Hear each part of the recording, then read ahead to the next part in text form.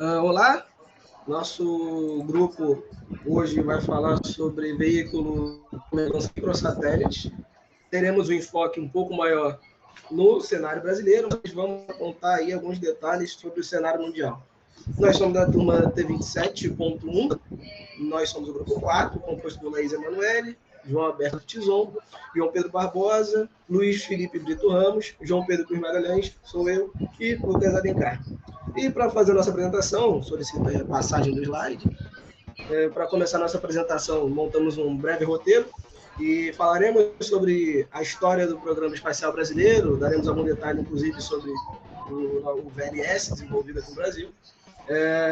Traremos também os conceitos de micro e nanosatélites, falaremos de formas de lançamento. Essas formas de lançamento estão linkadas diretamente com essas categorias de satélites mais compactos, usando aí recursos mais avançados de tecnologia para abordagem de dados, inclusive.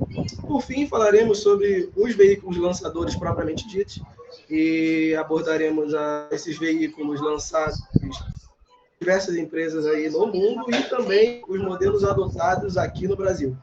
Então agora eu passo a palavra a Laís para pincelar um pouco sobre a história do Programa Espacial Brasileiro, trazer todo esse tempo e falar um pouco também sobre como está o nosso setor aí espacial atualmente. Para começar aqui, a gente vai falar da história do Programa Espacial Brasileiro para contextualizar como tudo começou no país.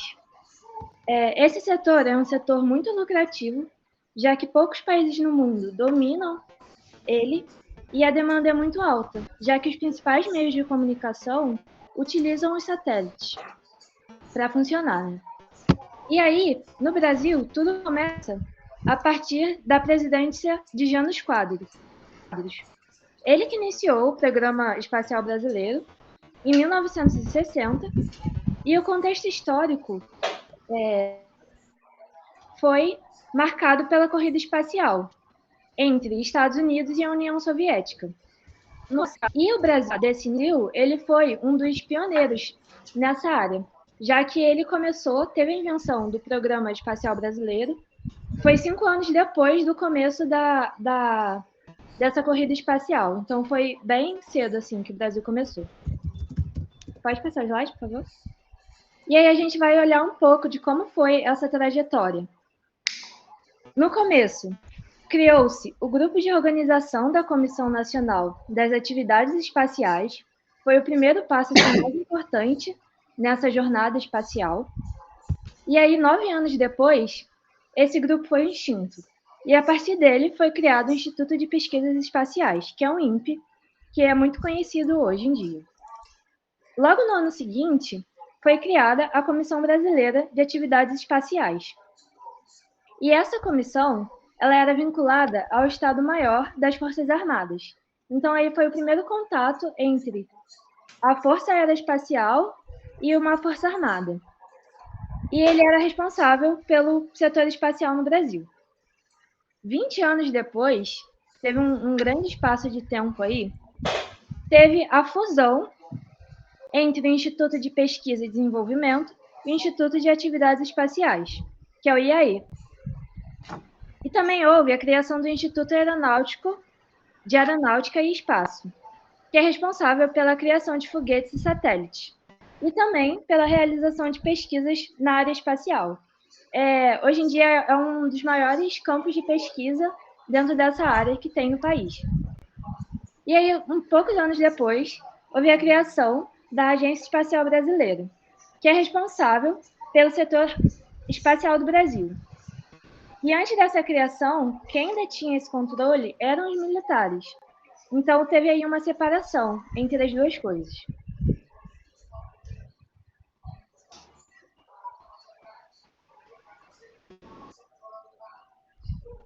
Agora é o 45. Tava mutando.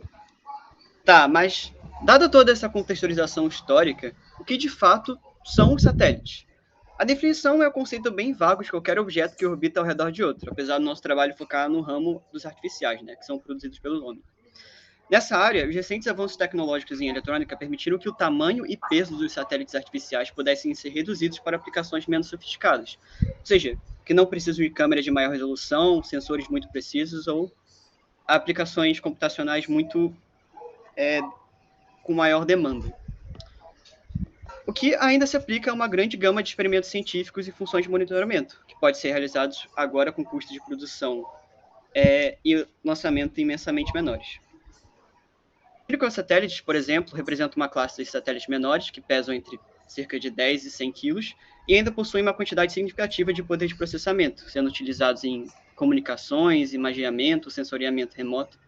Por outro lado, os nanosatélites são ainda menores, pesam entre 1 e 10 quilos, mas são limitados computacionalmente, geralmente aplicados em coisas mais simples, como experimentos de microgravidade, coleta de dados atmosféricos, e entre outros.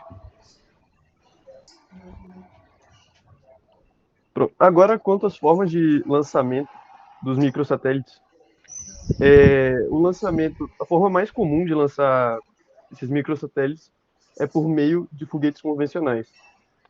Os foguetes convencionais, basicamente, é o que a gente pensa quando pensa no lançamento de satélites. Coloca o satélite dentro do foguete, ele é utilizado uma vez só, leva o satélite entra em órbita da Terra e fica lá, e o foguete é descartado. Essa é a forma mais convencional de lançar um satélite, qualquer satélite, o que inclui os microsatélites.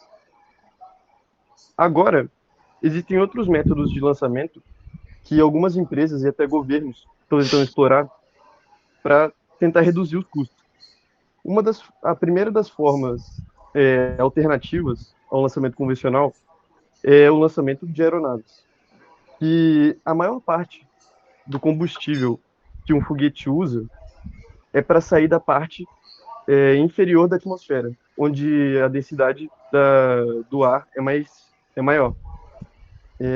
Então, eles colocam o foguete no avião, o avião vai a uma altitude bem alta, geralmente vai até o limite da altitude do avião, e o avião solta o foguete, ele já está numa parte menos densa da atmosfera.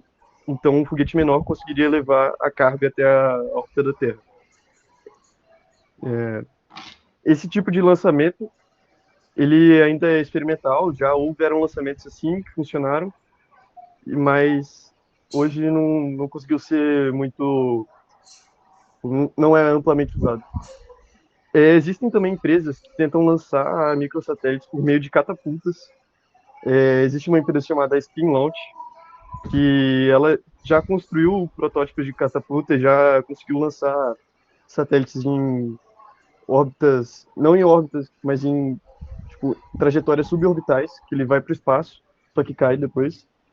Essa é uma forma que ainda não tem pouquíssimo teste, mas existem algumas empresas que estão tentando chegar na viabilização desse método de lançamento.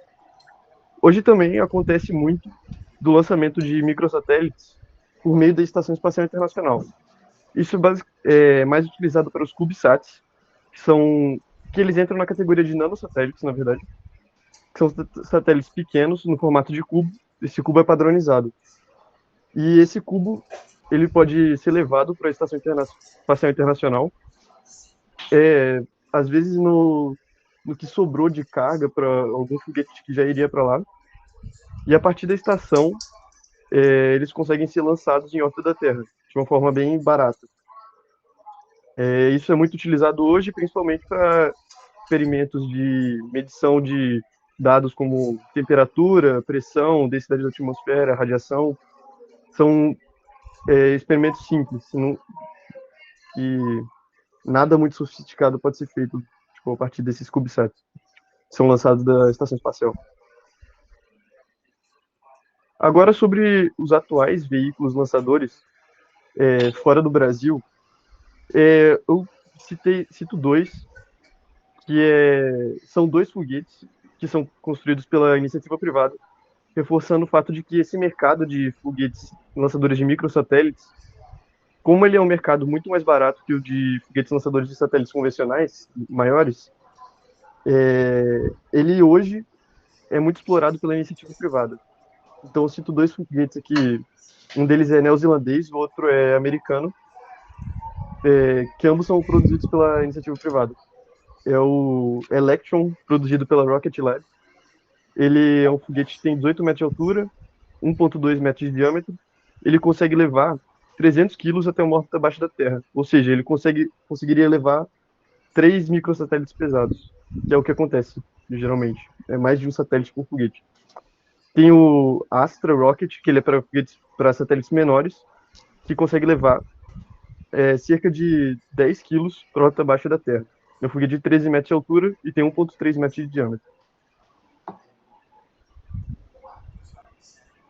Agora, sobre o modelo adotado pelo Brasil, nós temos hoje o VS-50, que é um foguete operacional, mas que ele só consegue levar satélites a uma trajetória suborbital. Ou seja, ele leva o satélite para o espaço, o satélite conduz os experimentos que ele precisa conduzir no espaço e depois ele cai na Terra.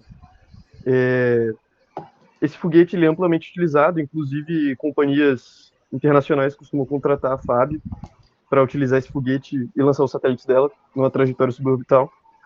E a partir desse foguete, hoje a AEB, juntamente com a Força Aérea Brasileira, está produzindo o VLM-1, que ele é baseado no VS-50, só que o primeiro estágio dele ele é duplicado. Ou seja, embaixo do VS-50 colocou mais um booster, que seria o primeiro estágio dele. E com isso, ele conseguiria levar carga paga de 200 quilos para uma órbita abaixo da Terra. Esse foguete ele está sendo produzido pela FAB, porque várias empresas internacionais e a própria FAB tem uma demanda altíssima para esse tipo de lançamento.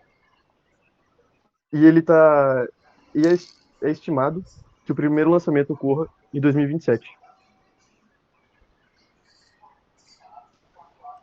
Beleza, agora só sintetizando o que nós falamos, para fazer uma conclusão. Os veículos eles estão transformando a forma como é que a gente, como humanidade, a gente explora e utiliza o espaço. Eles oferecem opções mais acessíveis e flexíveis para lançar os microsatélites, né? Porque eles oferecem uma variedade de aplicações, desde monitoramento ambiental e até previsão de tempo, né? Até comunicações globais e pesquisa científica. Também, eles oferecem uma capacidade de fornecer acesso mais rápido, mais econômico, mais flexível ao espaço, né? Eles também estão desempenhando um papel crucial no avanço da exploração espacial e a democratização do acesso às pesquisas espaciais. Então, ele está criando um novo rumo para as pesquisas aeroespaciais, né? Então, dando acesso à inovação para novos países que também não têm tanto recurso. E acho que é basicamente isso. Essa foi a nossa apresentação. Professor, nós agradecemos a sua atenção. E é isso. Muito obrigado.